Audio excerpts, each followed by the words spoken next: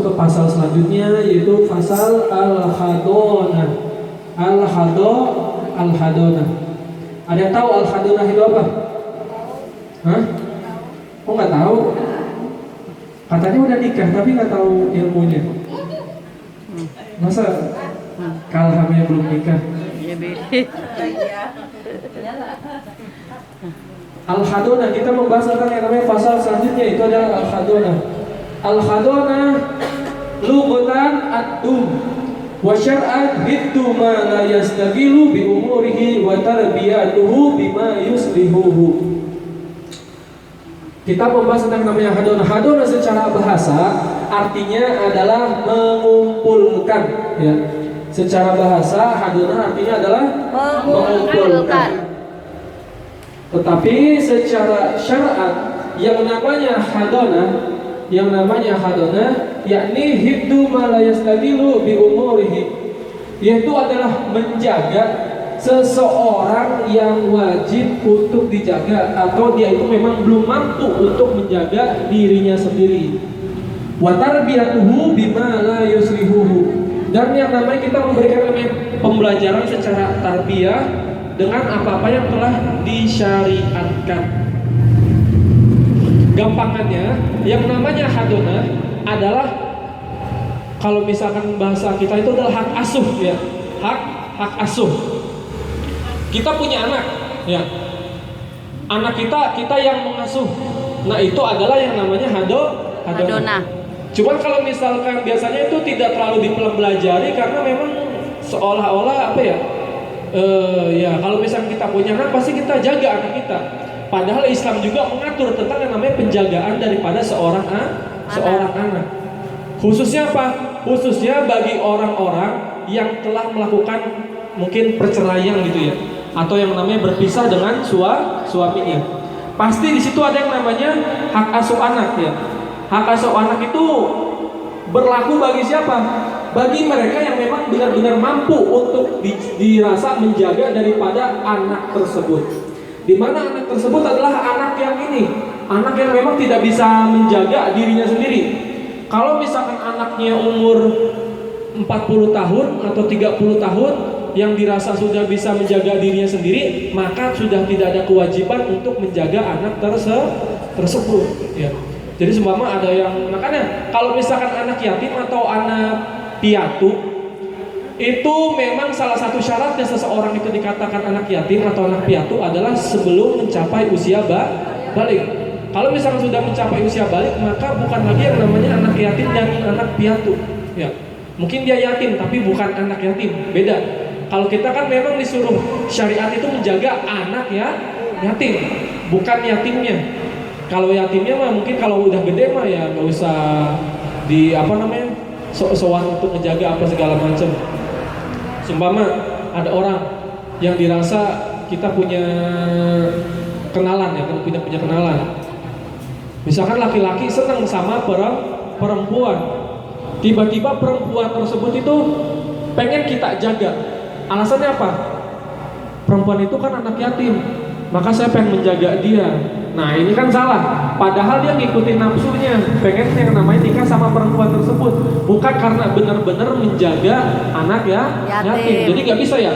Kalau misalkan yatim itu kalau misalkan sudah berusia lebih daripada balik, maka tidak disebut yang namanya anak yatim. Seperti itu.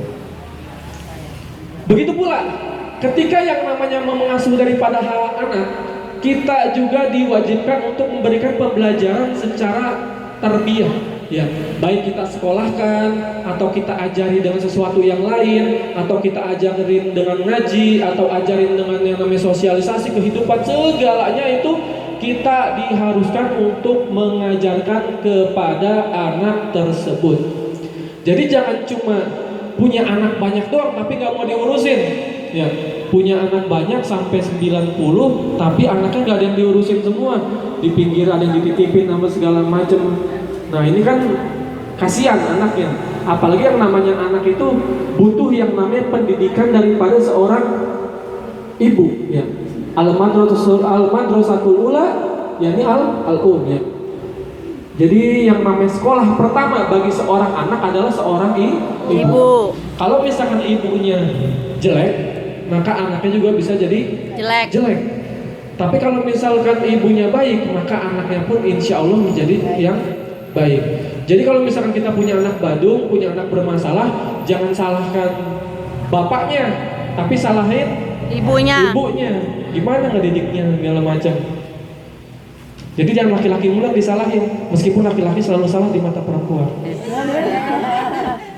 Lanjut, yaitu ma tasbutu lahu al-khadonah. Tasbutu al-khadonatu linisa war rajul. Jadi yang namanya ketetapan daripada penjagaan itu memang dikhususkan bisa buat untuk laki-laki maupun perempuan. Tetapi dalam sini wa tuqaddimul wa in alal abi wa in alat. Tetapi didahulukan yang namanya hak asuh itu kepada seorang ibu, ya, kepada seorang ibu. Wa in alat alal ab, meskipun yang namanya lebih tinggi itu adalah derajat daripada seorang bapak, wa in ala, dan ke atasnya. Jadi kita itu harus mendahulukan kalau misalkan memang sumpama ya ada yang namanya bukan perceraian, mungkin karena suaminya kerja di luar dan istrinya itu ada di Indonesia, maka hak anak asuh anak itu lebih diutamakan, lebih dicondongkan kepada seorang ibu, ya. Mau bagaimanapun kalau misalkan seorang ibu itu ibarat kata adalah rumah, ya, rumah bagi yang namanya seorang anak. Kalau misalkan seorang anak itu lebih condong mendengarkan perkataan ibunya dibandingkan perkataan bapaknya. Karena seorang anak hanya mencontoh perbuatan daripada seorang bapaknya, tapi biasanya jarang mendengarkan perkataan dari bapaknya, ya.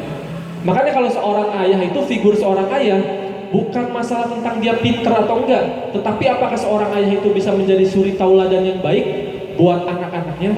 Nah, tapi kalau misalkan ibu berbeda. Kalau ibu itu seluruhnya perkataannya iya, dan dirinya juga dengan kasih sayangnya juga harus yang benar-benar benar-benar sesungguh-sungguhnya, tidak boleh yang namanya setengah-setengah apa segala macam. Karena kalau misalkan seorang anak itu hakikat mencintai, ya, hakikat mencintai itu sama seperti seorang anak kepada seorang ibu, ya. Al-hub fil qalbi, yang namanya cinta itu adanya di dalam hati. Mau orangnya itu melakukan kesalahan, yang namanya cinta itu tidak akan yang namanya berkurang. Mau orang itu melakukan kebaikan, cinta itu tidak akan bertambah.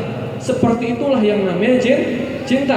Kalau kita punya anak kita mau sebadung apapun, rasa sayang kita, rasa cinta kita nggak bakal berkurang, ya, nggak bakal berkurang.